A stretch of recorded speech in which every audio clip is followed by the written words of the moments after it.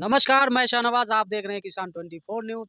शाहरुख खान के बेटे आर्यन खान को एनसीबी ने गिरफ्तार करके जेल भेजा। कहा जा रहा है कि उसके पास भारी मात्रा में ड्रग्स बरामद हुआ था। अब आगे जनता क्या सोचती है, इस मुद्दे पर हम बात करते हैं। क्या कहना चाहते हैं आप? जी, पत्रकार महोदय धन्यवाद आपको। पहला बात तो मैं आपको बता दूँ कि भारी मात्रा में नहीं, जी, जी। शाहरुख खान के बेटे आर्यन खान के पास मात्र 6 ग्राम ड्रग्स आया है, बरामद हुई है। उसके बाद में आपसे मैं पूछना चाहता हूँ, आखिर में ड्रग्स आया कहाँ? जब अडानी के पोर्ट से 3000 किलो जब ड्रग्स पकड़ा जा रहा है, तो अडानी तो एकदम वो खुला मानिए कि वही राज्य चला रहा है, वो भारत सरकार चला रहा है, तो उसपे कोई आज तक ना तो कार्रवाई होती है, ना वो पोर्ट को सील किया जाता है। अगर आपके और हमारे गाड़ी में अगर एक शराब का बोतल अगर आप यूपी से बिहार के बॉर्डर पे आप लेके जा रहे हैं और गाड़ी पकड़ा जाए तो गाड़ी को सील कर दिया जाता है और अडानी पोर्ट से वहाँ पे 3000 किलो ड्रग्स पकड़ा जाता है। तो क्यों नहीं सील किया जाता है? मैं अपने सरकार से मैं पूछना चाहता हूँ, मैं अपने केंद्र सरकार से ये पूछना चाहता हूँ आपके चैनल के माध्यम से। आखिर में कब होगा वो पोर्ट सील में पत्रकार महोदय? उसके बाद आप देख रहे हैं, जाँच की विषय ये है कि 3000 किलो जब आया उसी में तो 10-10 ग्राम गया है। तो 10 ग्राम पे आज इतना बड़ा न्यूज़ जो बना हुआ है। ये जितने भी दलाल पत्रकार और चाटुकार पत्रकार हैं, जो कहता था मुझे ड्रग्स दो, मुझे ड्रग्स दो, मुझे ड्रग्स दो। साला वो पागला जैसे वो जो कहता था हर जगह पगला गया रहता था, वैसे दिखता था कि कोई कोई पागल कुत्ता काट लिया है। वैसे उस पागल आदमी को आज कहाँ गया था वो आदमी? जब 3000 किलो जब ड्रग्स पकड़ाया तो आप देख सकते हैं पत्रकार महोदय, वो पत्रकार के नाम पे एक चाटुकार है। कहा जा रहा है 2 लोग जो एनसीबी के साथ जो थे आर्यन खान को जो ले जा रहे थे, वो बीजेपी कार्यकर्ता हैं। जी, बिल्कुल बीजेपी कार्यकर्ता है। वहाँ तो सबूत भी आ गई है। वीडियो आ गया है कि वो बीजेपी का कार्यकर्ता है और उसके बाद से आप देख रहे हैं कि उस पे कोई आज तक कोई एक्शन नहीं हुआ। आखिर में बीजेपी के कार्यकर्ता वो क्यों पुलिस बन के गए थे भाई? आखिर में क्या है? ये एक साजिश है, एक रणनीति के तहत ये सिर्फ़ हिंदुस्तान को एक भटकाने की जो है जैसे कि हमारे बड़े बुजुर्ग कहा करते थे कि अगर कोई भैंस को चोरी करता था, तो 4 चोर 3 चोर एक साथ आते थे और भैंस का जो घंटा पहले एक काट के जो एक चोर हिलाते हुए दूसरा साइड लेके जाता था और 3 चोर 2 चोर मिल के वो भैंस को लेके चले जाते थे हाँक के। जब वो लेके जब चले जाते थे और ये जो उसके बाद से जो गाँव के लोग जो आवाज़ आता था कि जिधर से घंटा बज रही है उधर वो लोग जाते थे। जब पीछे-पीछे जाते थे तो आता क्या था हाथ लोगों के हाथ में सिर्फ़ घंटा और भैंस को चोर लोग के लेके चले जाते थे। आज के डेट में वही सरकार कर रही है कि घंटा बजा के वो दूसरा रास्ता क्या भटकाने शाहरुख का खान को काम कर रही मुसलमान है। होने की सज़ा मिल रही है? बिल्कुल, वही मेरा कहने का यही मतलब है कि आज के डेट में ये जो है हिंदू-मुस्लिम करने की बस क्योंकि ये जानते हैं काम के नाम पे उत्तर प्रदेश का हिंदुस्तान में इनको एक वोट कहीं नहीं मिलेगा। आप आज का न्यूज़ आप देख सकते हैं पत्रकार महोदय कि हैदराबाद में चुनाव हुआ था, नगर निगम का, उसमें जो भाजपा का जो कैंडिडेट उसको मात्र 1 वोट पड़ा है। समझिए उसके घर में 5 वोट है और भाजपा के नाम पे 1 वोट पड़ता है। इसे आप बखूबी आप अंदाज़ा लगा सकते हैं कि जब घर का 5 वोट तक वो भाजपा का कैंडिडेट नहीं उठा पा रहा है, मात्र 1 वोट भाजपा के नाम पे पड़ रही है, तो आज की डेट में ये लोग क्या करेंगे? वही करेंगे, तुष्टीकरण की राजनीति करेंगे, हिंदू-मुस्लिम करेंगे। हिंदू-मुस्लिम करके तो आगे बढ़े हैं आज तक, नहीं तो काम के नाम पे कभी भी तो वोट माँगे। इतिहास गवाह इन लोगों का। जब भी ये लोग किए हैं, तब भी क्या किए हैं कि कहीं हिंदुस्तान-पाकिस्तान, कहीं मंदिर-मस्जिद, कहीं कब्रिस्तान-शमशान, कहीं हिंदू-मुस्लिम, यही पे बाँटो, फूट डालो और राज करो, यही करके। नहीं तो ये अपना 5 काम भी उँगली पे नहीं गिनवा देश सकते हैं, में मैं दावे के बिजली साथ मैं बिजली ठोक सकता संकट हूँ। पर एक खबर आ रही है कि कोयला का जो उत्पादन था, स्टॉक था, वो खत्म हो गया। अरे पत्रकार महोदय, मैं आपसे कहना चाहता हूँ कि ये धर्मशाला चला रहे हैं, हिंदुस्तान नहीं चला रहे हैं, ये देश नहीं चला रहे हैं, ये धर्मशाला चला रहे हैं। आप देख रहे होंगे कि कोरोना काल में सबसे पहले तो इन लोगों ने कहा कि हमारे पास अभी बेड की कमी है। उसके बाद कुछ दिन बाद आप पत्रकार महोदय देख रहे हैं कि कह रहे हैं कि हमारे पास ऑक्सीजन ही नहीं है। ऑक्सीजनों से मरते हुए जो है नौजवानों को, पीड़ितों को और वैसे ही किसानों को छोड़ दिए। उसके बाद कुछ दिन बाद कह रहे हैं कि हमारे पास मेडिकल स्टॉक नहीं है और आज कह रहे हैं कोयला नहीं है। अरे साहब आप कर क्या रहे हैं? आप तो 18-18 घंटा काम करने का दावा करते हैं, तो 18 घंटा क्या करते हैं? सिर्फ़ कभी जहाज में जाते हैं तो फ़ोटो खिंचवाने का काम करते हैं, तो कहीं पे जाएँगे तो कोरोना सबसे काल पहले में तो फ़ोटो सबको खिंचवाने का लकड़ी काम फ्री कर रहे हैं। मिला दाह संस्कार के लिए, अरे उत्तर साहब प्रदेश आप में। देख सकते हैं उत्तर प्रदेश में जो हमारे बनारस में जो लाशें जो है, जो निकल रही थी, माँ गंगा ने जब उबाल जब मारी तो लाखों की लाखों लाशें वैसे देख सकते हैं कि ये दाह संस्कार के लिए कहाँ लकड़ी दिए हैं। 24-24 घंटा का 36-36 घंटा तो 2-2 दिन 3-3 दिन तक लाशें लेके दाह संस्कार करने के लिए हमारे हिंदू भाइयों के जो रीति-रिवाज है, वैसे भी ये ना कराएँ, मोदी जी वैसे तो कि कह रहे हैं लाश हमने जो है सबको गंगा ऑक्सीजन में दिया, किसी की मौत नहीं हुई ऑक्सीजन की वजह से। कहाँ नहीं हुआ? कौन-सा जिला में नहीं हुआ? आप पत्रकार महोदय बखूबी आप जानते हैं कि आपके आस-पास के लोग, आपके रिश्तेदार ऐसा कोई हिंदुस्तान में व्यक्ति नहीं होगा, जिसके आस-पास के ना जिसके रिश्तेदार ना ऑक्सीजन की कमी से ना मरे हों। मेरे घर के पास के मैं जानता हूँ ऐसे बहुत सारे आदमियों को मैं नाम जानता हूँ, जो हमारे घर के बगल के हैं, वो लोगों ने कोरोना काल में ये ऑक्सीजन की कमी से उन लोगों का जो है देहांत हुआ है। इसका ज़िम्मेदार सबों को सरकार वैक्सीन मिल है। रहा है फ्री में सरकार की तरफ से।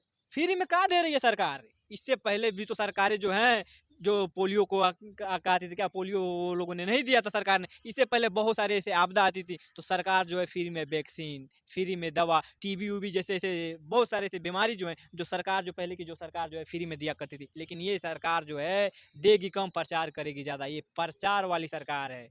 बस को। लखीमपुर खीरी में जो घटना हुई, किसानों के ऊपर गाड़ियां चढ़ा गई, लोग मंत्री के इस्तीफे की मांग कर रहे हैं, उस पर क्या कहना चाहिए? बिल्कुल मंत्री का इस्तीफा होना चाहिए पत्रकार महोदय। इसलिए मैं आपसे पूछना चाहता हूँ आपके चैनल के माध्यम से, अगर कोई आ रहा है तो ये पहले बताइए, जो गृह राज्य मंत्री है उसके लड़के के ऊपर जब ये लग रहा है मर्डर का केस, 302 का जो मुलजिम है, तो मैं पूछना चाहता हूँ कौन ऐसा शख्स है जो गृह राज्य के लड़के को जाके, कौन पुलिस है, कौन कमीशन है, डीएम तक की औकात हिम्मत नहीं है कि जो जाके एसडीएम हो या डीएम हो जाके जो गृह राज्य मंत्री के लड़के को जाके जो उठा ले, नहीं उठा सकते। लेकिन अगर आपके और हमारे घर के पत्रकार महोदय अगर ऐसा आ जाए, अगर एक छोटा मोटा कोई आपस में कोई लड़ाई कर ले, तो पुलिस आती है, माँ बाप से लेकर दादा दादी तक, आसपास के रिश्तेदार तक को उठा लेके जाती है। तो आखिर में क्यों नहीं ऐसे कर रहे थे? जाते थे जब भी गृह राज्य मंत्री के पास, तब भी सलामी ठोकते थे। तो ये लोग कहाँ से इंसाफ देंगे? किसानों के तो इंसाफ के नाम पे तो एकदम ये बेबस सरकार है, क्योंकि ये जो सरकार है पूंजीपतियों की सरकार है, ये सरकार जो है अमीरों की सरकार है, ये सरकार किसानों की और नौजवानों की और गरीबों की नहीं सरकार उनके है। बेटों को तो गिरफ्तार किया गया है, फिर क्या? आप देख सकते हैं 12 बार गिरफ्तार करने के बाद से 12 बार चाय, नाश्ता, पकौड़ा, ब्रेड, ये सब क्या है?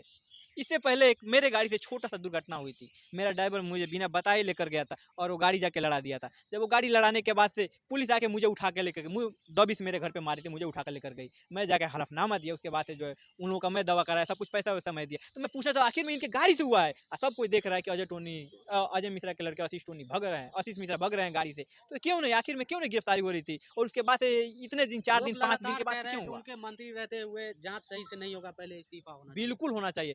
जब तक इस्तीफ़ा नहीं होगा, निश्चित तौर पे पत्रकार महोदय, कि इस्तीफ़ा नहीं होगा तब तक जाँच सही से होगा ही नहीं।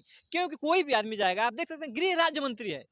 किसकी औकात है जो गृह राज्य मंत्री के अंडर में वो जो काम करता है, वो कोई वो ज़्यादा ऊँचा आवाज़ में बात कर दे या किसी को जाके घसीटता हुआ लेके आए? नहीं कर सकता है। जब तक अगर इस्तीफ़ा नहीं होगा, हम भी आपके चैनल से यही माँग करते हैं कि जल्द से जल्द गृह राज्य मंत्री अजय मिश्रा का ये हुआ इस्तीफ़ा हो, और उसके बाद से जो है सुप्रीम कोर्ट के निर्देश में, सुप्रीम कोर्ट के देख-रेख में ये जाँच होनी चाहिए, तब जाके हमारे किसान भाइयों को न्याय मिल गृह सकती राज्य है। मंत्री को जेल भेजने की मांग कर रहे हैं, कह रहे 120 का मुकदमा है। 120 का मुलज़िम वो है, गाड़ी उसकी है, वही कहा है, उससे पहले वही उकसाया है।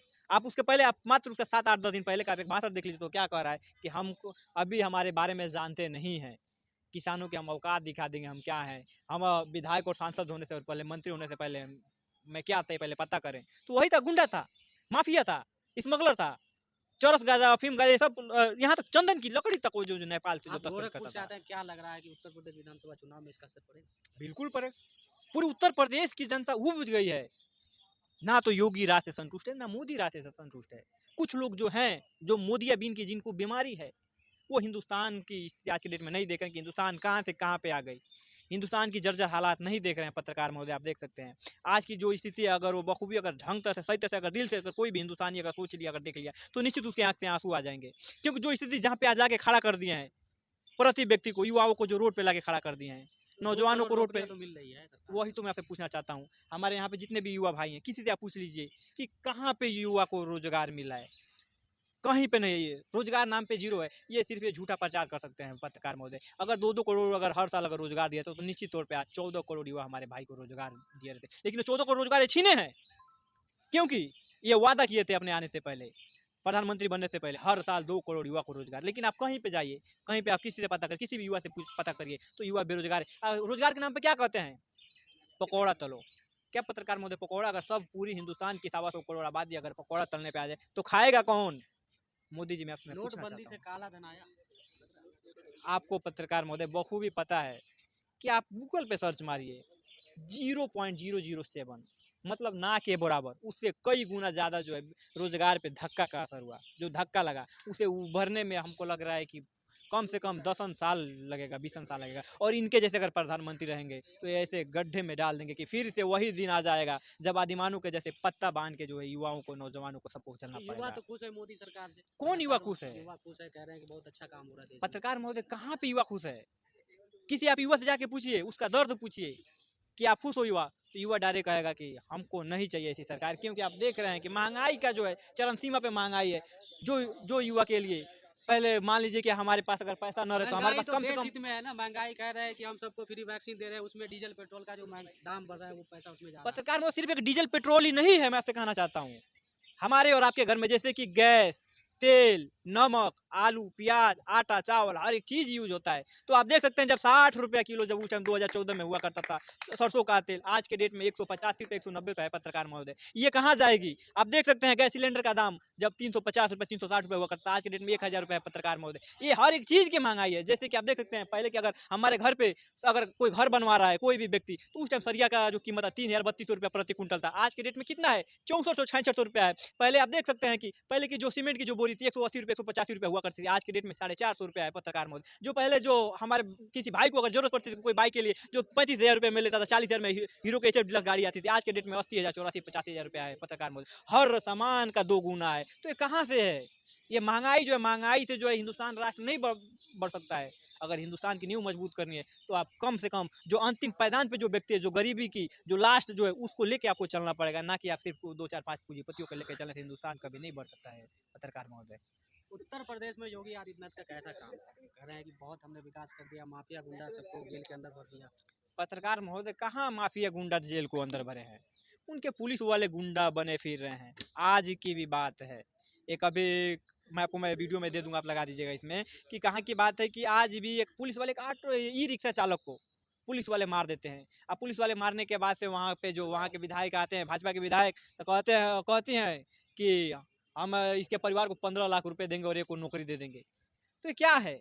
पुलिस वाले गुंडा खुद बने फिर रहे हैं। उससे पहले आप गोरखपुर में आप देख सकते हैं, गोरखपुर की जो घटना थी मनीष गुप्ता की। मनीष गुप्ता को क्या व्यापारी था, उसके कोई 2-4 दोस्त लोगों ने बोला कि उसके दोस्त ने बोला कि आओ कभी हमारे शहर, कभी मुख्यमंत्री के शहर आओ गोरखपुर में घूमने के लिए। और वहाँ पे घूमने जब जाता है ये व्यक्ति, वहाँ पे रूम लेके होटल में जब ठहरता है, तो वहाँ पे क्या होता है पत्रकार महोदय, जब वहाँ पे आता है, तो रूम लेके ठहरता है, तो वहाँ पे पुलिस जो है, जो पुलिस वहाँ पे अत्याचार, गुंडा, पुलिस वाले गुंडे जब वहाँ पे जाते हैं 10 बजे 11 बजे पत्रकार महोदय, आखिर में किसके आदेश से जाते हैं जाँच करने के लिए? उसके बाद से जब यहाँ पे हमारे 4 मित्र अगर हैं, तो 3 अगर अपना आधार कार्ड दिखाएँ, तो चौथा यही सवाल कर रहा है कि अरे सर, क्यों आप इतने रात में हम लोग को परेशान कर रहे हैं? तो आखिर में वो क्या गलत बोल दिया कि उसको ऐसे किए? उसके बाद फिर दूसरा सवाल, उसके बाद उसको फिर से बोले कि नहीं तू भी दिखा। वो बोला ठीक है सर, लीजिए देख लीजिए, लेकिन आप इतना रात में परेशान कर रहे हैं झूठ-मूठ में, क्या हम आपको आतंकवादी लगते हैं सर? तो इसी पे पुलिस वाले लोगों ने इतना मारा कि वहीं पे उसका देहांत हो जाता है पत्रकार महोदय, आप देख सकते हैं। तो ये कहाँ से गुंडा मुक्त है? कहाँ से अपराधी मुक्त है? फिर उसके तीसरे दिन ही मनीष गुप्ता के देहांत करने के बाद फिर तीसरे दिन ही मनीष प्रजापति के नाम वही रामगढ़ताल गोरखपुर के गृह जनपद मुख्यमंत्री के गृह जनपद की बात है, उसके तीसरे दिन ही वहीं पे एक और मनबड़ों ने एक और को मनीष प्रजापति के नाम से हत्या कर देते 3 दिन के अंदर में। दो दो जो अपना जो गृह जनपद नहीं संभाल सकते तो उत्तर प्रदेश क्या संभालेंगे बखूबी आप अंदाजा लगा सकते हैं पत्रकार महोदय।